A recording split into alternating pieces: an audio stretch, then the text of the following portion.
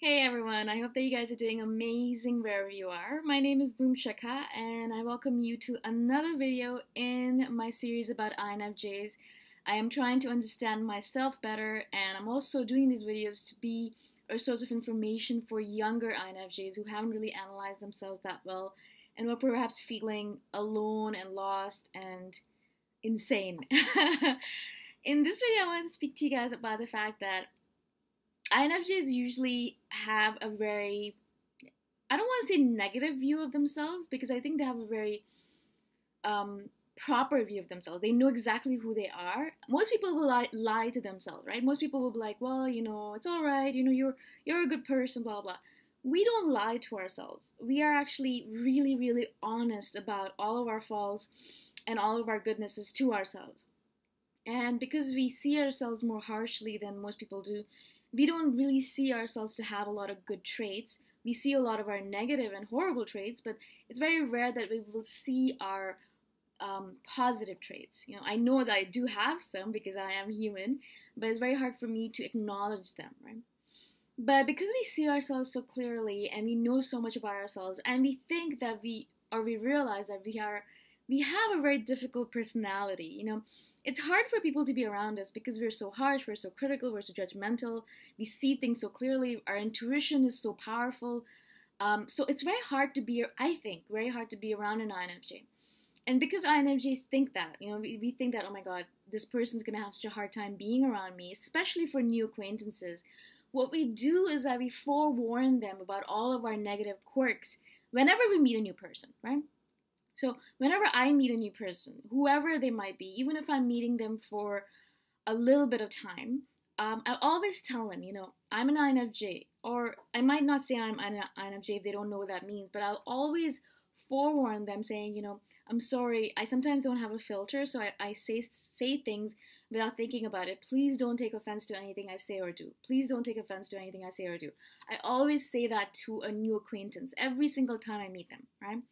My ENTP friends love it because whenever they first meet me, I say this out loud to them and they're like, that is awesome. That's great that you've warned people about your madnesses before you meet them or when you meet them so that, they can have a way to filter all of the stuff that you're saying, right? They're not going to take offense to everything that you say just because you've said it, right? And because, as I've said before in a video that I've done, that we don't have a filter. A lot of times we'll put our foot in our mouth and we'll stay there because we are just filterless. As I get older, I'm getting better at it, but sometimes when I'm tired or stressed or hungry or thirsty or sleepy, when I'm not really in control of myself, when my willpower is very low, when I haven't had sugar in a long time or food in a long time and I'm, in that state, then my filter completely disappears. It's like it's not even there. And I'll just say and blurt out whatever the hell I say out loud. Whatever I have in my head, there is no filter. I'll just say it out loud without even thinking about it.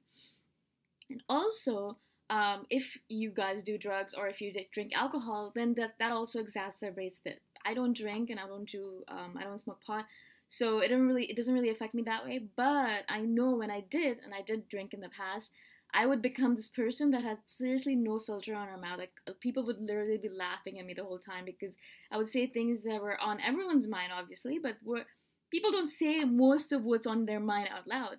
It's a civilized society we live in, and that means that you control your thoughts. You don't say everything that comes to you, right? Unfortunately, or fortunately, INFJs do that. And so I always forewarn. I always tell new acquaintances whenever I meet someone new and I think I'm going to be friends with them for a while, or even if I don't know if I'm going to be friends with them for a while, but I've met them and they're in our circle and they're sitting around and, I'll be like, hi, my name is Shikha. And in the second or third sentence, I'll be like, I'm sorry if I offend you with anything I say. I sometimes don't have a filter, so I totally apologize. Don't take anything I say offensively or don't take it to heart. It's just all nonsense, right? I always say this out loud to the new people I meet. And I've noticed that a bunch of you have actually said that to me in messages saying that, I actually tell people as soon as I meet them, if they know the Myers-Briggs personality type thing, then I'll tell them I'm an INFJ and they might understand that. If they don't understand that, then I'll tell them, I have all these weird quirks. I have no filter, so please, cut me a little bit of slack. Don't take everything that I say to heart. Right? I don't know if you guys do that as well. A bunch of you have messaged me saying that you do, but I'd love to hear from you guys. Do you guys do that? And how does it make you feel? And how do people react when you say that? So a lot of times people will just laugh it off, be like, ha ha, you're just being too much. Don't worry about it. I'm sure nothing you'll say will offend me, blah, blah, blah, right? And so they won't take it seriously until the first time I say something out loud and everyone's like looking at me like I'm insane. And then they look at me and our eyes meet and they're like, ah, I see what you were talking about. It's not like I'm deliberately trying. That's actually a weird thing. Okay, so I was going to say, I don't think I'm deliberately trying to be the center of attention, but that's another massive contradiction for INFJs. You know how I said we are like a mass of contradictions. We're here and we're there. We're here and we're there. We're all at all spectrums, at all extremes. We feel this and we also feel that, right?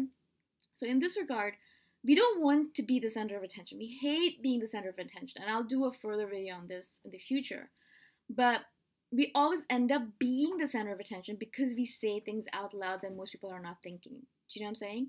So that is how it's a weird contradiction that always ends up happening in our life.